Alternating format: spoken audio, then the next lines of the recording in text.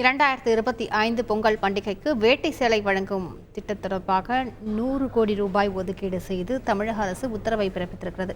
கூடுதல் விவரங்களை செய்தியாளர் பாஸ்கரிடம் கேட்கலாம். பாஸ்கர், இந்த உத்தரவு தொடர்பான முழு விவரங்கள் பாஸ்கர்.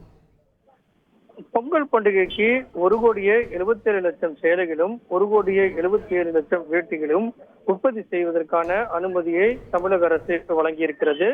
இதற்காக 100 கோடி ரூபாய் வேட்டி சேலை வழங்கும் திட்டத்துக்காக தமிழக அரசு நிதி ஒதுக்கி அரசாணை வெளியிட்டிருக்கிறது. பண்டிகைக்கு பயனாளிகளுக்கு விநியோகம் செய்யப்படக்கூடிய நடவடிக்கையாக இது அனுப்பி வைக்கப்படும்.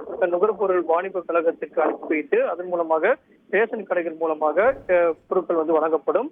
அதே நேரத்தில் வேட்டி சேலையும் பயனாளிகளுக்கு வழங்கப்படும். குடும்ப அட்டைதாரர்களுக்கு பயனாளிகளுக்கு கிடைப்பதை உறுதி செய்யும் வகையில விரல் ரேகை